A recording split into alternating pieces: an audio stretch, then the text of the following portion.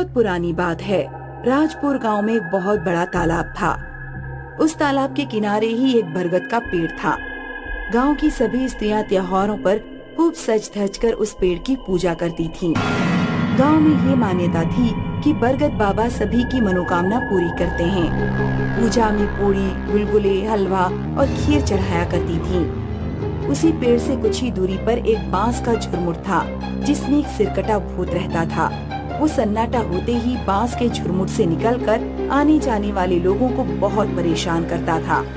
उसके डर की वजह से कोई उधर अकेले नहीं जाता था। अगर गलती से भी कोई चला जाता तो वहाँ बेहोशी की अवस्था में ही पाया जाता। ये गांव की औरतें बरगद के पेड़ की पूजा करती हैं और इतने अच्छे अच्छे पकवान चढ़ाती हैं। मुझे कभी कोई नहीं पूछता। बरगद पर चढ़ाई जाने वाली सारी चीजें देखकर उसे बहुत गुस्सा आता था। उसकी भी इच्छा होती थी कि लोग उसकी भी पूजा करें, लेकिन उसकी हरकतों से सब लोग उस बांस के झुरमुट के पास भटकते भी नहीं थे। एक बार बंसी नाम का एक किसान शहर से एक गाय खरीद कर ला रहा था, परंतु उसे गांव पहुंचते पहुंचते बहुत रात हो गई। अब क्या करूं? वो सिरकटा भूत तो मेरा रास्ता जरूर रोकेगा। आज तो बड़ी अच्छी दावत उड़ाऊंगा मैं। बंसी जैसे ही आगे बढ़ा, तभी उसने देखा कि गाय आगे बढ़ नहीं रही है। वो उसको कितना भी हाँकने की कोशिश करता, वो अपनी जगह से टस से मस नहीं हुई, बल्कि थोड़ी थोड़ी देर में वो उछलने लगती। हे भगवान, बड़ी मुश्किल से गाय खरीद कर लाया था। अगर इसे छोड़कर जाता हूँ तो वो सिरकटा भूत इसे भी नहीं छोड़ेगा। तब तक उसने देखा कि गाय घूमकर उस तालाब की तरफ जाने लगी। अरे बाप रे, लगता है वो दुष्ट मेरी गाय को हाँक कर ले जा रहा है। बंसी दौड़ता हुआ अपनी गाय के पीछे पीछे भागने लगा, लेकिन तभी उसे ठोकर लगी और वो मुंह के बल गिर पड़ा। तभी उसे लगा कि किसी की मजबूत बाहों ने उसे सहारा देकर उठा लिया। सिरकटे भूत, ये कैसी मुश्किल है। एक बार गिरा देते हो और फिर से उठा लेते हो। बंशी, उठकर अपनी गाय की रस्सी पकड़ो और घर जाओ। उस सिरकटे भूत से तुम्हारी गाय छुड़ाकर मैंने उसे भगा दिया है। आप कौन है? आप जो भी हैं, मेरी तरफ से आपको बहुत बहुत धन्यवाद। अक्सर ऐसा ही होता। सिरकटा भूत जब भी किसी को परेशान करता, तब एक बूढ़े बाबा आकर उसे बचा लेते। मीना, आज बहुत अच्छी खीर बना लो, चलकर बरगद बाबा को चढ़ा देंगे। मैं भी यही सोच रही थी। हो सकता है बूढ़ा आदमी कहीं बरगद बाबा ही न हो। ऐसे तो उन्हें आज तक किसी ने गांव में नहीं देखा। खीर बनाकर वो दोनों बरगद के नीचे बैठ गए और एक दोने में खीर रखकर चढ़ा दी। हे बरगद बाबा, आपको किसी ने नहीं देखा, लेकिन आपकी अद्भुत शक्तियों की वजह से ही हमारे गांव के लोग रह पा रहे हैं, वरना उस सिरकटे भूत ने तो सबका जीना हराम कर दिया था। तभी अचानक बांस के झुरमुट में थोड़ी हलचल सी हुई और ऐसा लगा कि बांस के झुरमुट में से कोई गुर्रा रहा है। चलो मीना, घर चले। गाय की वजह से उनकी अच्छी आमदनी हो रही थी। एक दिन कोई त्योहार था। गांव की सारी औरतें खूब पकवान बनाकर बरगद बाबा को चढ़ाने ले गई थीं। बंसी की बेटी मुनिया, जिसकी शादी होने वाली थी, वो भी बरगद के नीचे अपने होने वाले पति की लंबी उम्र की कामना कर रही थी। वाह, देखो सारी औरतें कैसे सज धज के पकवान चढ़ा रही हैं। और वो बंशी की छोकरी तो बड़ी छम छम पायल खनका रही है। आज इसको अपना शिकार बनाता हूँ। सभी औरतें वहाँ से वापस आ गईं, लेकिन मुनिया की पायल कहीं गिर गई। उसी को ढूंढने के लिए वो वहाँ रुक गई। अब आएगा मजा।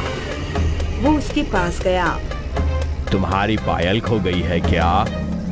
हाँ, तुमको कैसे पता? मैं जानता हूँ वो कहाँ है। बता दो, मैं खुद ही ले लूंगी। वो पायल मेरी ससुराल से आई है। वो उधर जो बांस का झुरमुट है ना, उसी में पड़ी है।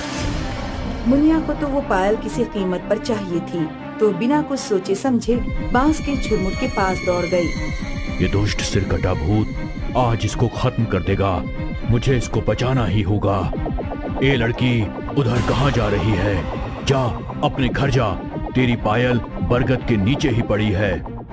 मुनिया को अचानक होश आया कि वो तो सिरकटे भूत के नजदीक जा रही थी। इस समय कोई है भी नहीं। उसने जाकर देखा कि बरगद के नीचे ही उसकी पायल पड़ी थी।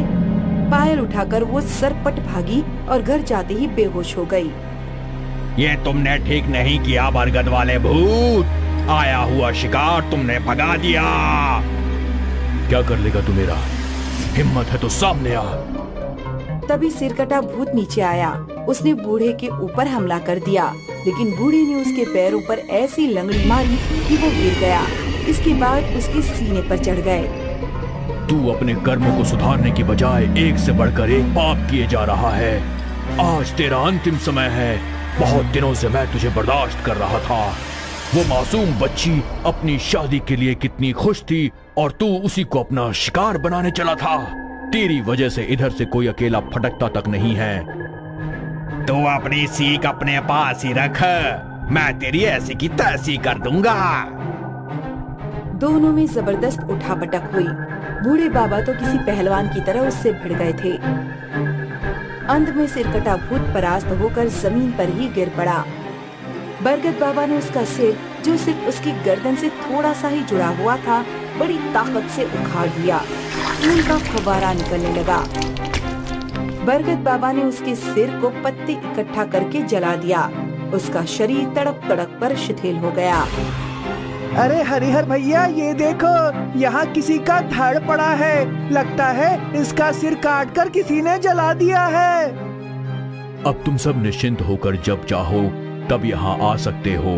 सिरकटा भूत अब खत्म हो गया है। बाबा, इतने सालों से ये हम सबको परेशान कर रहा था, आज ऐसा कैसे हो गया? इसके पाप का घड़ा भर गया था, इसलिए इसका जाना ही ठीक था। तुम सारे गांव वाले मिलकर इसका शरीर बांस के झुरमुट में डालकर जला दो। गांव वालों ने वैसा ही किया। गांव सिरकटे भूत से मुक्त हो गया। मुनिया को जब होश आया तब उसने माँ से कल उसके साथ हुई सारी घटना बताई। पूरे गांव में शोर मच गया। उस दिन सभी लोग बहुत खुश थे। तब से बरगद के नीचे हर महीने मेला लगता है।